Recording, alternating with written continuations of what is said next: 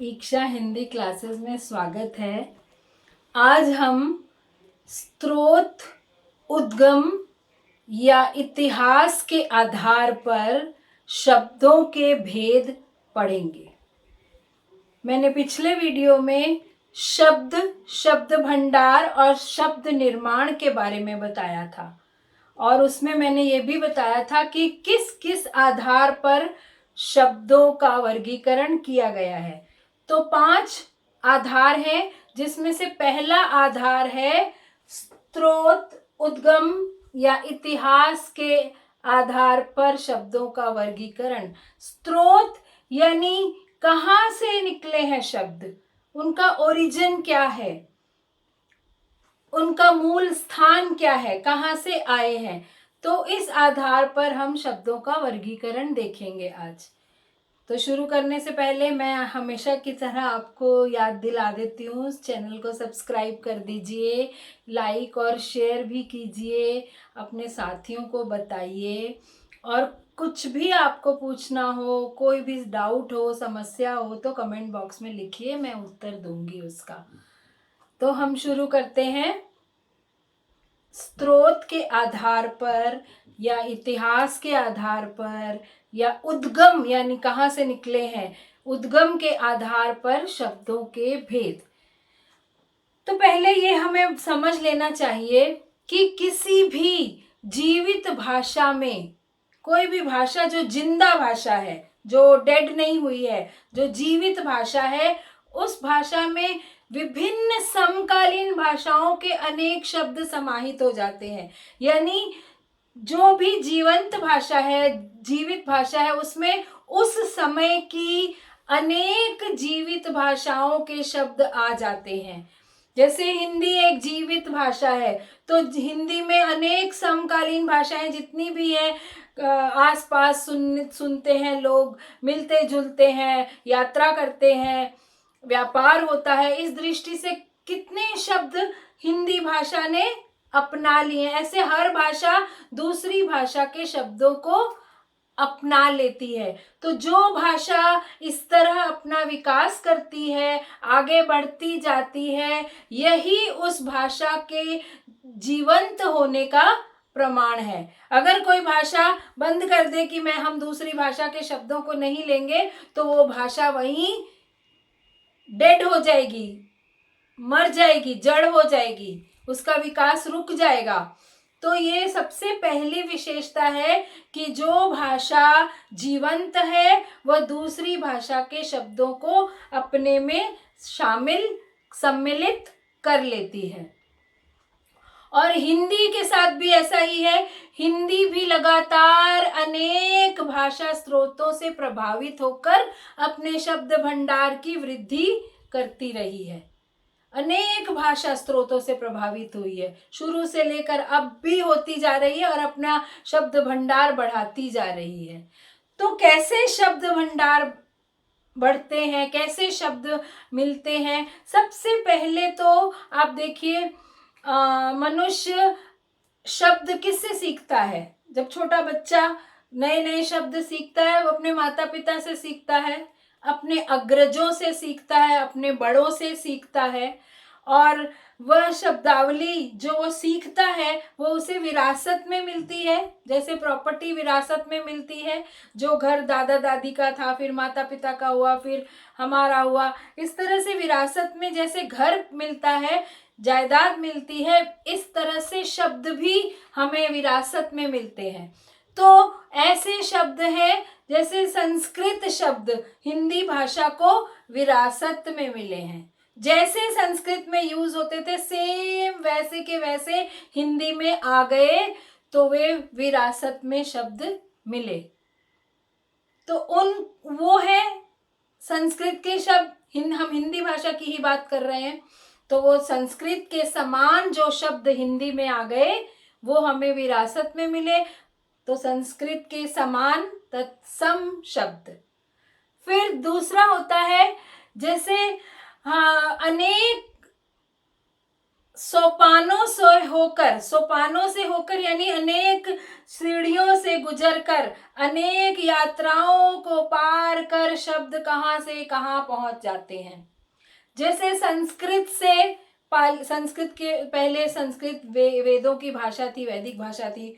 उसके बाद पाली आई, फिर प्राकृत आई, फिर अपभ्रंश आई। आपने अगर हिंदी साहित्य का इतिहास पढ़ा होगा तो आपको पता होगा, संस्कृत से पाली, पाली से प्राकृत, प्राकृत से अपभ्रंश और अपभ्रंश से फिर हिंदी भाषा बनी।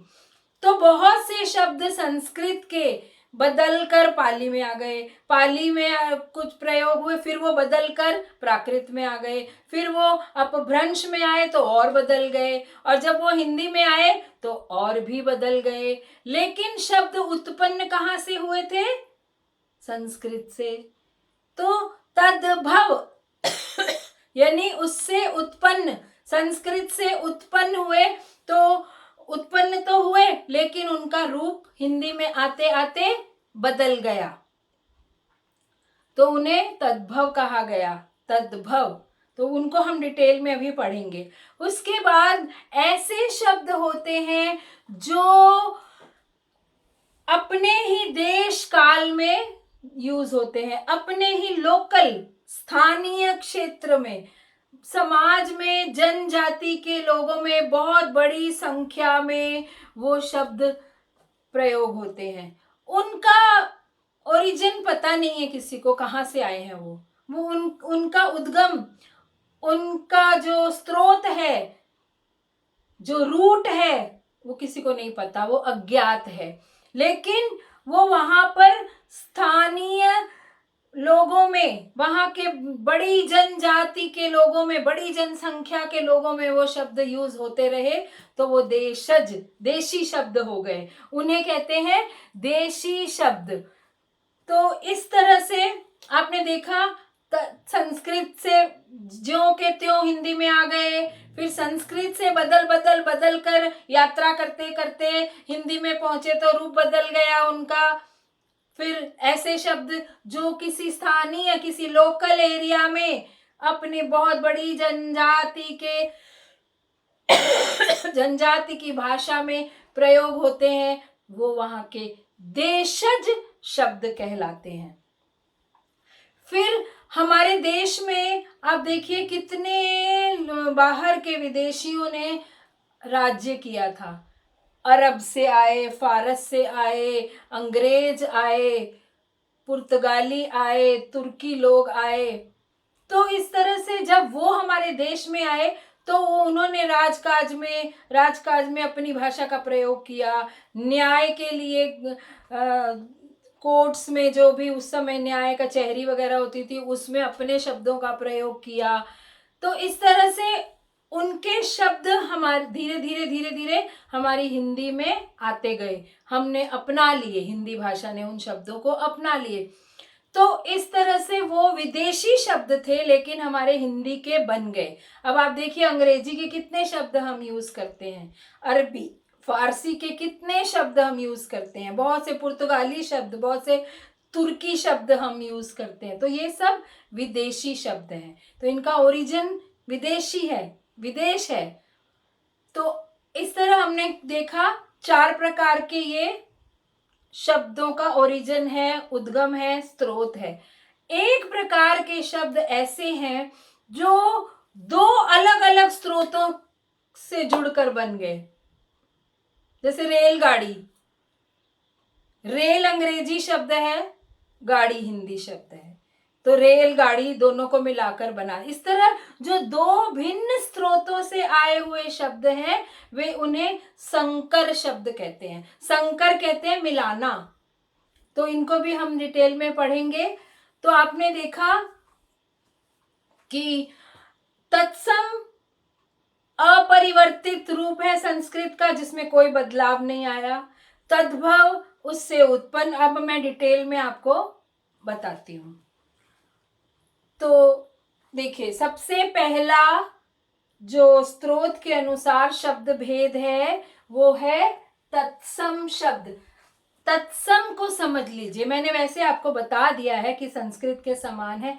तत् कहते हैं उसके, सम समान, किसके समान? संस्कृत के समान, जिसमें कोई भी परिवर्तन नहीं हुआ है, ज्यों का त्यों हिंदी में अपना लिया गया है, वो है तत्सम। तत्सम शब्द, इनमें कोई परिवर्तन नहीं किया है, एज इट इज हिंदी में आ गए हैं। उनकी बहुत बड़ी सूची है, बहुत बड़ी लंबी लिस्ट है। मैं कोशिश करूंगी एक वीडियो में मैं ये सारे शब्द ही आपको लिखवा दूं, बता दूं, ताकि आप लोगों को अभ्यास हो जाए कौन से शब्द तत्सम है, क्योंकि रटना तो मुश्किल है, लेकिन थोड़ा नॉलेज जरूर होना चाहिए।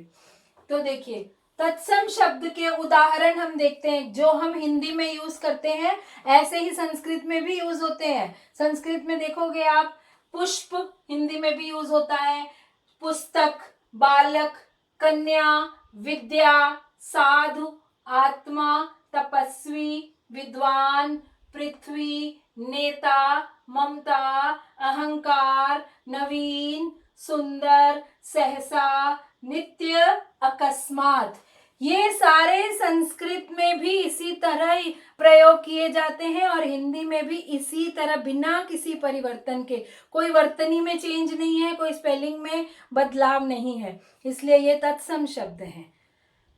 और बहुत से तत्सम शब्द हैं जिनको एक ही क्लास में बताना पॉसिबल नहीं है, मुमकिन नहीं है। तो दूसरा भेद है तद्भव शब्द का। अब मैंने आपको बताया कि तद्भव क्या है, जो अनेक यात्राओं को पार करते हुए हिंदी तक पहुंचे हैं, पहुंचते पहुंचते उनका रूप बदल गया।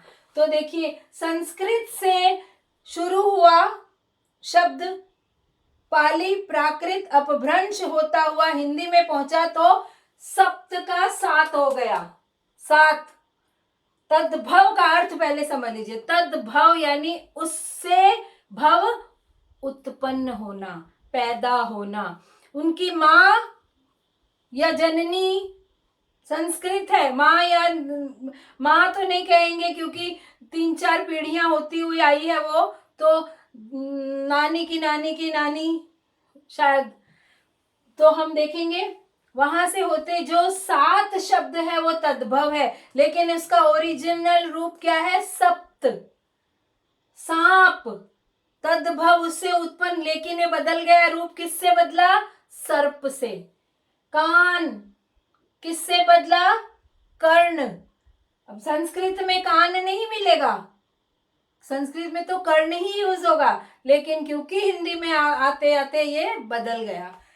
मुंह मुख से बना है, हाथी हस्ती से बना है, गांव ग्राम, काज कार्य से बना है, अंधेरा अंधकार से बदलता गया, खीर क्षीर से बना, कुम्हार कुंभकार, दूध दुग्ध दुग्ध से बना है, नींद निद्रा, पीठ पृष्ठ, भाई भ्राता, मोर मयूर, दही दधी, जीभ जिह्वा, जेठ ज्येष्ठ, सच सत्य, भीख भिक्षा से।